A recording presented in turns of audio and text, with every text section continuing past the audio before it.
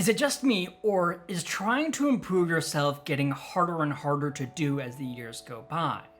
I know things like buying a house, finding a stable job, and just generally trying to get by are tough for a wide variety of reasons for a lot of people, but I'm not talking about those. I'm talking about building a social network, losing weight, getting good at a hobby, or heck, finding your ideal partner in the world.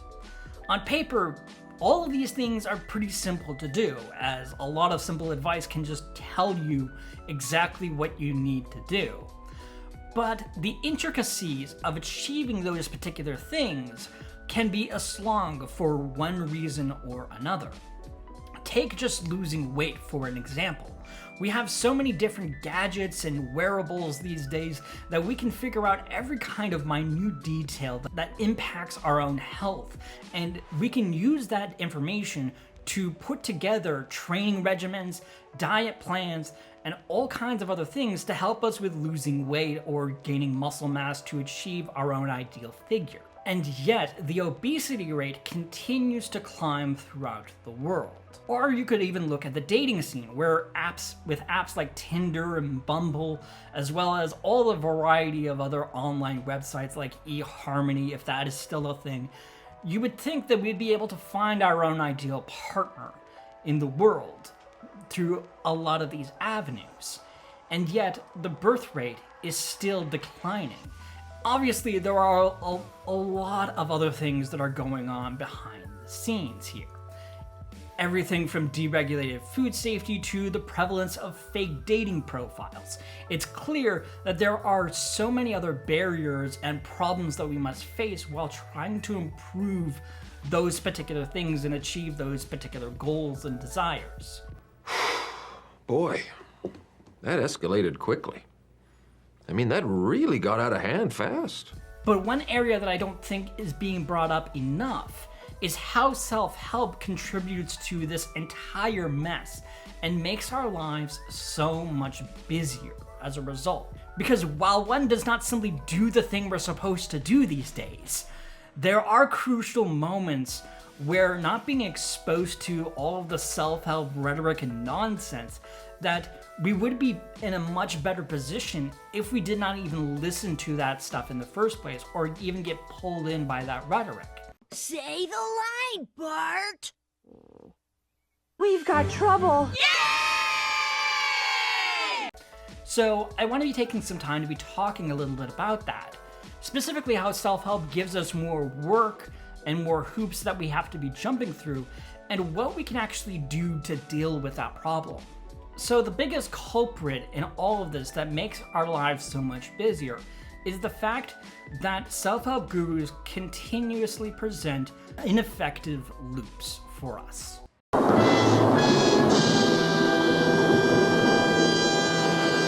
There are plenty of loops that can be established that can be incredibly helpful, but I find that a lot of the feedback loops that many self-help gurus provide, especially very wealthy ones, tend to be more ineffective in so many different ways and tend to create more problems for us. For starters, many gurus presume that the problem that we're trying to solve is something that we are responsible for, that our own decisions led us into this particular predicament in the first place, and that it's entirely our fault for this. It leads to more of this victim-like mindset, where the self-help guru is presented to be the savior who is providing all these solutions for us, and this ultimately this feedback loop that we are convinced actually works for us. But ultimately, it creates so many problems because in the event that we don't resolve our issue, or that we fail in using that loop, we tend to be blaming ourselves because we have been teed up to feel like the victim in this situation.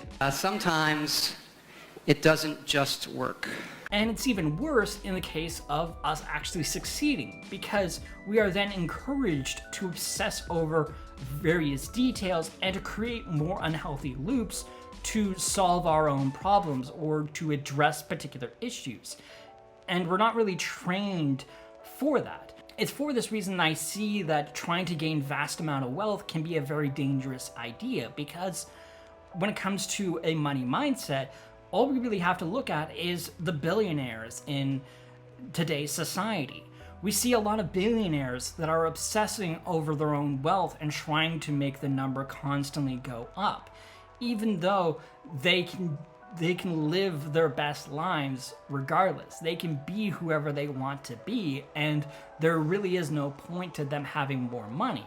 And yet, they continue to want more, to the point that they are now estranged from the rest of the world and hold very little empathy for any other individual.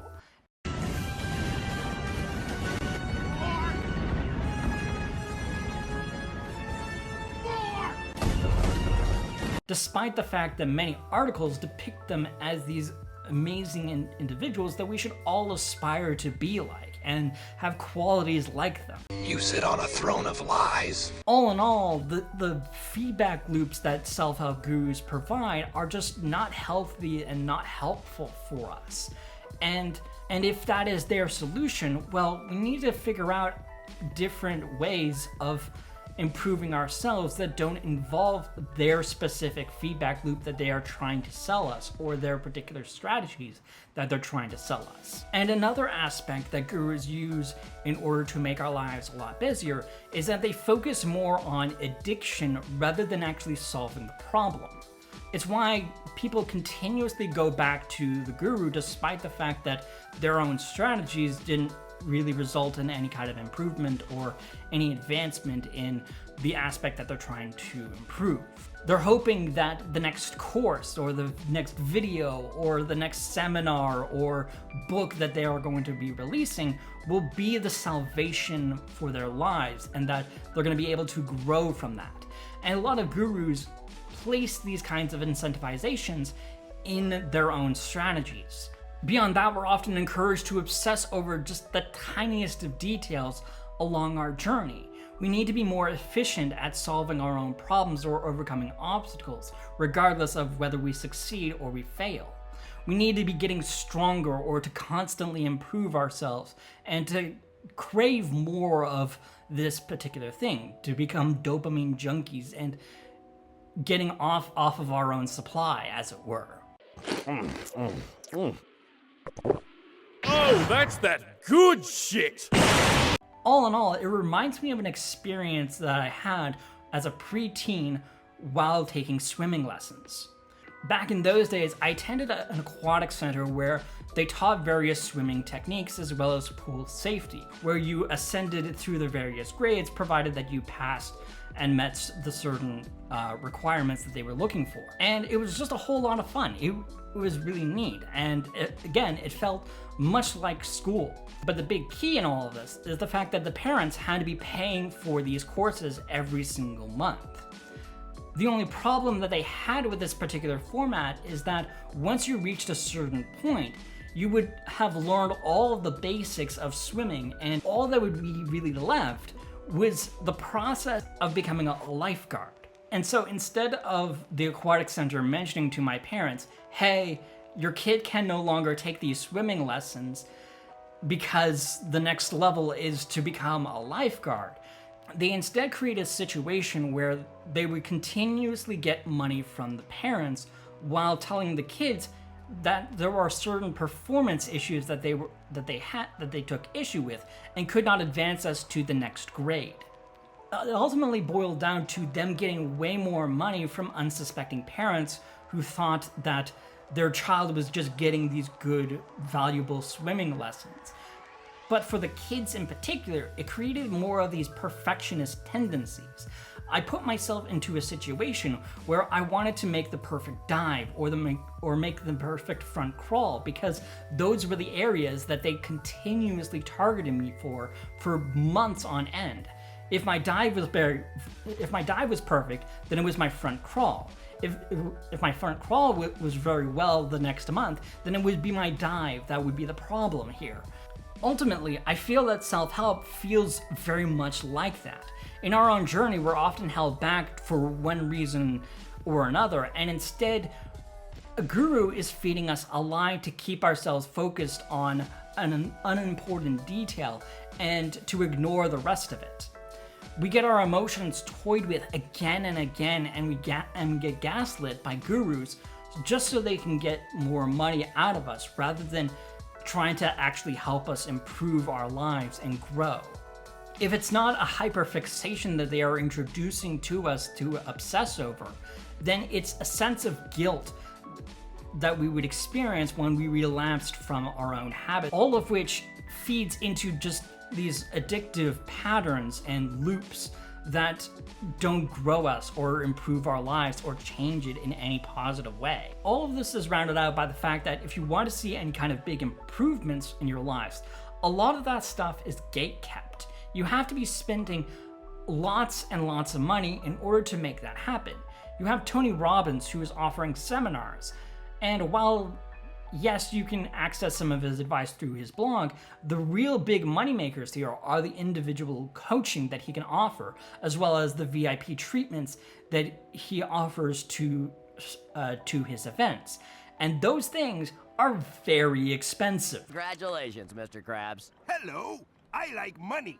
The point that I'm trying to make in all of this stuff is that a lot of self-help gurus create more of these addictive loops for ourselves, and that we become so obsessed over that we incur so many costs that trying to recoup them becomes an impossible struggle for ourselves, and facing that fact is very difficult for us. At the end of the day, we put ourselves into a situation where we need to be asking the question that I continuously ask at the end of these videos. What can we do about all of this?